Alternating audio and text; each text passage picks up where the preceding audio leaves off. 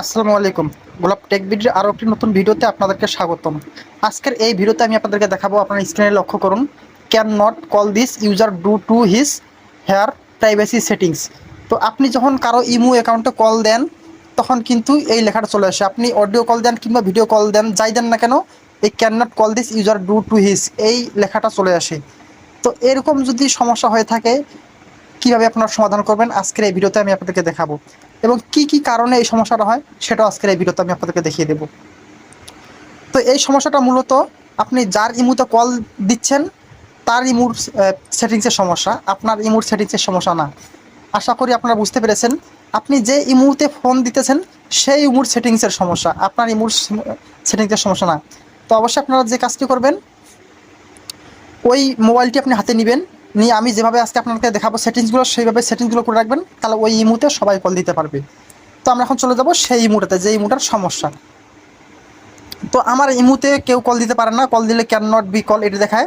তখন আমি আমার এই ইমো অ্যাকাউন্টে যাব, গিয়ে এটাকে আমি সেটিংসটা ওকে করে দেবো। তো আমি চলে আসলাম আমার ইমুতে।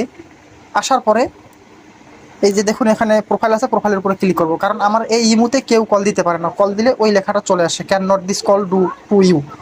তো ওই লেখাটা চলে আসে, আমার এই মুহূর্তে কল কেউ দিতে পারে না। আজকে আমি আপনার ওই এই সেটিংসটা করে দেখাচ্ছি। তো সেজন্য আমাদেরকে যে কাজটি করতে হবে, সিকিউরিটি অ্যান্ড প্রাইভেসি এখানে ক্লিক করতে হবে। এখানে ক্লিক করার পর এখন অনেকগুলো অপশন চলে আসবে। তো আমরা একটু নিচে চলে আসবো। নিচে আসার পর এখানে দেখবো কল নামে একটা অপশন আছে, এই কলের উপরে ক্লিক করে দেবো। তো এখানে ক্লিক করার পরে এখানে অনেকগুলো অপশন আছে। তো এখানে আমাদেরকে দেখতে হবে যে আমাদের এই যে ব্লু টিক মার্কটা কোন জায়গার মধ্যে আছে। এই ব্লু টিক মার্কটা যদি এই নোবডির কাছে থাকে, তাহলে এই ইমো অ্যাকাউন্টে কেউ কল দিতে পারবে না। এই মুহূর্তে যখন কল দিবে তখন ওই লেখাটা চলে আসবে।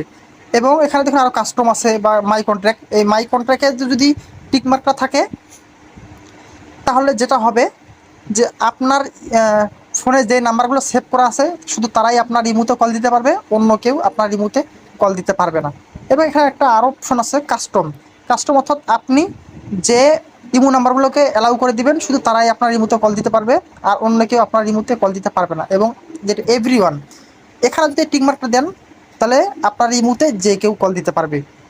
তাহলে অবশ্যই আপনি মাথায় রাখবেন যে আপনার এভরিওয়ানে করে রাখতে হবে, তাহলে যে কেউ আপনাকে কল দিবে ওই সমস্যাটা আর হবে না। আরও একটি সমস্যার কারণে মূলত ওই সমস্যাটা হয়ে যায়, সেটা হচ্ছে এখানে দেখুন ব্লক লিস্ট। আপনি যদি কারো ইমো নাম্বার ব্লক লিস্টে করে রাখেন, সেক্ষেত্রেও কিন্তু সেই ব্যক্তি যদি আপনার ইমোতে কল দেয় তাহলে কিন্তু এই সমস্যাটার সম্মুখীন সে হবে, সে আপনাকে কল দিতে পারবে না। তো অবশ্যই আপনি সেটাকে আনব্লক করে রাখবেন, তাহলে সে আপনাকে কল দিতে পারবে, অর্থাৎ আপনার ইমোতে কল দিতে পারবে।